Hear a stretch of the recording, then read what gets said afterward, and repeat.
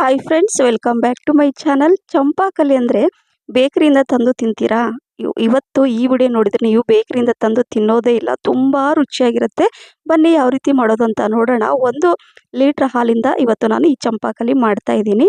ಹಾಲು ಬಿಸಿ ಆದಮೇಲೆ 1 ಟೀ ಸ್ಪೂನಷ್ಟು ವಿನಿಗರ್ ಹಾಕ್ಕೊಂಡಿದ್ದೀನಿ. ನೋಡಿ, ವಿನಿಗರ್ ಹಾಕಿದ ತಕ್ಷಣ ಈ ರೀತಿ ಹಾಲು ಒಂದು 30 ಸೆಕೆಂಡ್ ಅಷ್ಟೇ ಅದನ್ನು ಕುದಿಸ್ಕೋಬೇಕು. ನಂತರ ಗ್ಯಾಸ್ ಫ್ಲೇಮನ್ನು ಆಫ್ ಮಾಡಿಬಿಟ್ಟು ಇಲ್ಲಿ ನೋಡಿ ಪನ್ನೀರ್ ಮಾಡುವಂಥ ಈ ಮೋಲ್ಡಲ್ಲಿ ನಾನು ಅದನ್ನು ಹಾಕ್ಕೊಳ್ತಾ ಇದ್ದೀನಿ.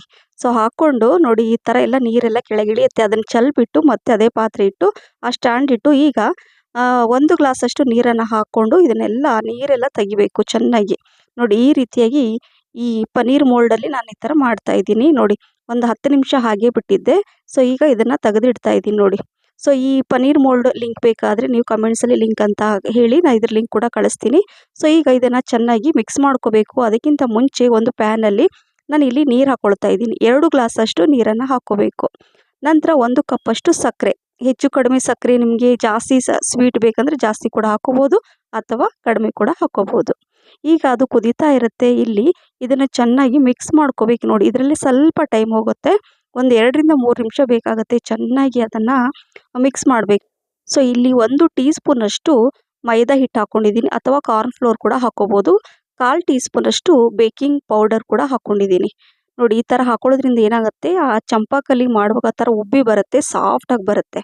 ಸೊ ಹಾಗಾಗಿ ಈ ರೀತಿಯಾಗಿ ಚೆನ್ನಾಗಿ 1 ಟೀ ಸ್ಪೂನಷ್ಟು ಮೈದಾ, 1/4 ಟೀ ಸ್ಪೂನಷ್ಟು ಬೇಕಿಂಗ್ ಪೌಡರ್ ಹಾಕ್ಕೊಂಡಿದ್ದೀನಲ್ವ, ಅದನ್ನು ಚೆನ್ನಾಗಿ ಮಿಕ್ಸ್ ಮಾಡಬೇಕು. ಈ ಹದಕ್ಕೆ ಬರಬೇಕು ನೋಡಿ. ಅದೆಲ್ಲ ಒಂಥರ ಈ ಚಪಾತಿ ಹಿಟ್ಟು ಕಲಸಾಗ ಒಂದು ಹದಕ್ಕೆ ಬರುತ್ತಲ್ಲ, ಈ ರೀತಿಯಾಗಿ ಸಾಫ್ಟಾಗಿ ಆಗಬೇಕು. ಅಲ್ಲಿ ತನಕ ಅದು ಕಂಟಿನ್ಯೂ ನಾನು ತೋರಿಸಿದ ರೀತಿಯಲ್ಲೇ ಮಿಕ್ಸ್ ಮಾಡ್ತಾನೆ ಇರಬೇಕು. ಈಗ ಒಂದು ಮೀಡಿಯಮ್ ಸೈಜಲ್ಲಿ ಈ ಸಿಲಿಂಡರ್ ಆಕಾರದಲ್ಲಿ ಶೇಪನ್ನು ಕೊಡ್ತಾ ಇದ್ದೀನಿ ನೋಡಿ, ಈ ರೀತಿಯಾಗಿ ಬರಬೇಕು. ಸೊ ಎಲ್ಲ ಇದೇ ರೀತಿ ನಾನು ಮಾಡಿಟ್ಕೊಂಡಿದ್ದೀನಿ.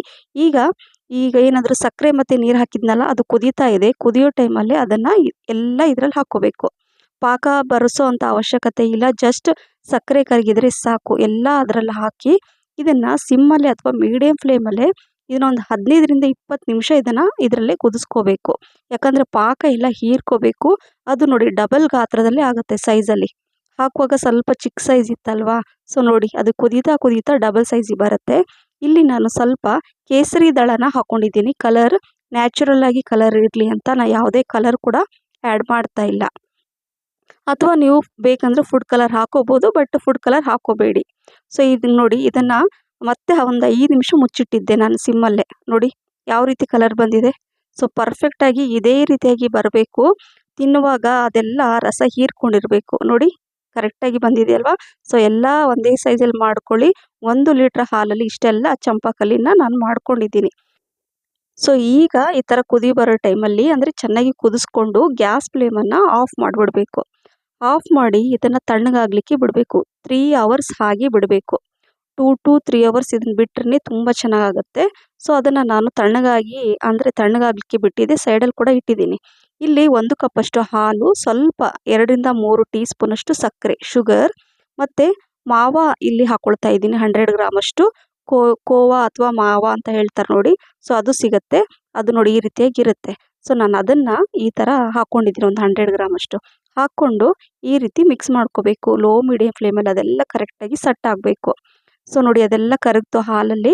ಸೊ ಈಗ ಇದೇ ನೋಡಿ, ಅಂದರೆ ಆ ಚಂಪಾಕಲಿ ಮಿಡ್ಲಲ್ಲಿ ನಾವೇನು ಸ್ಟಫಿಂಗ್ ಇಡ್ತೀವಲ್ಲ, ಆ ಸ್ಟಫಿಂಗನ್ನು ನಾನು ಮಾಡ್ತಾ ಇರೋದು. ಈಗ ಸ್ಮಾಲ್ ಕಪ್ಪಲ್ಲಿ 1 ಕಪ್ಪಷ್ಟು ಮಿಲ್ಕ್ ಪೌಡರನ್ನು ಹಾಕ್ತಾಯಿದ್ದೀನಿ. ಮಿಲ್ಕ್ ಪೌಡರ್ ಹಾಕ್ಕೊಂಡು ಅಷ್ಟೇ ಲೋ ಮೀಡಿಯಮ್ ಫ್ಲೇಮಲ್ಲೇ ಇದು ಕರೆಕ್ಟಾಗಿ ಎಲ್ಲ ಈ ರೀತಿಯಾಗಿ ಬರಬೇಕು ಅಂತ. ಅದಕ್ಕೆ ನೋಡಿ ಈ ರೀತಿಯಾಗಿ ಬಂದರೆ ನಂತರ ಗ್ಯಾಸ್ ಫ್ಲೇಮನ್ನು ನೀವು ಆಫ್ ಮಾಡಿಬಿಡಬೇಕು. ಇದನ್ನು ಒಂದು ಪ್ಲೇಟಲ್ಲಿ ತೆಗೆದುಬಿಟ್ಟು ಸ್ವಲ್ಪ ಇದನ್ನು ತಣ್ಣಗಾಗಲಿಕ್ಕೆ ಬಿಡಬೇಕು. ನೋಡಿ ಇದೇ ಮೇನು ಆ ರುಚಿ ಕೊಡುತ್ತಲ್ವ ಮಧ್ಯದಲ್ಲಿ ಚಂಪಾಕಲಿಲಿ.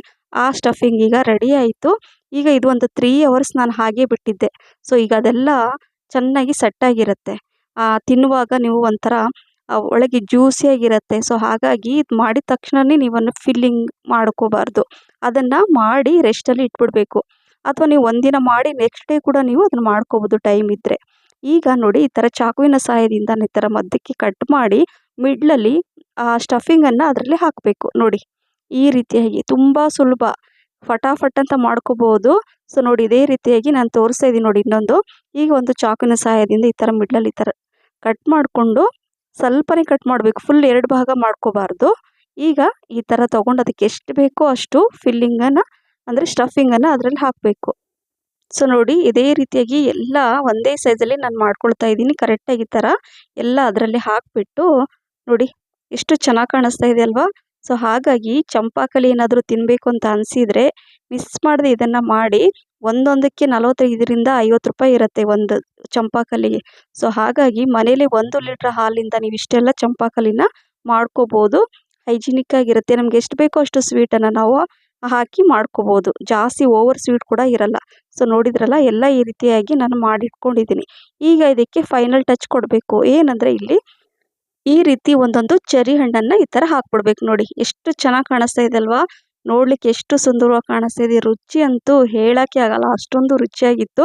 ಬೇಕ್ರಿಯಿಂದ ತಂದು ತಿನ್ನೋದನ್ನು ಬಿಟ್ಟು ಮನೆಯಲ್ಲೇ ಈ ರೀತಿಯಾಗಿ ಮಾಡಿದ್ದೀನಿ. ನಮ್ಗೆ ಎಷ್ಟು ಬೇಕೋ ಅಷ್ಟು ಸ್ವೀಟನ್ನು ಹಾಕ್ಕೋಬೋದು. ಬೇಕ್ರಿಯಲ್ಲಿ ಓವರ್ ಸ್ವೀಟ್ ಇರುತ್ತೆ, ಜಾಸ್ತಿ ಸ್ವೀಟ್ ಹಾಕಿ ಮಾಡಿರ್ತಾರೆ. ಸೊ ಈ ರೆಸಿಪಿ ಇಷ್ಟ ಆಗಿದ್ದರೆ ಲೈಕ್, ಶೇರ್, ಕಮೆಂಟ್ಸ್ ಮತ್ತು ಸಬ್ಸ್ಕ್ರೈಬ್ ಮಾಡಿ. ನಿಮ್ಮ ಫ್ರೆಂಡ್ಸ್ ಮತ್ತು ಫ್ಯಾಮಿಲಿ ಕೂಡ ಶೇರ್ ಮಾಡಿ.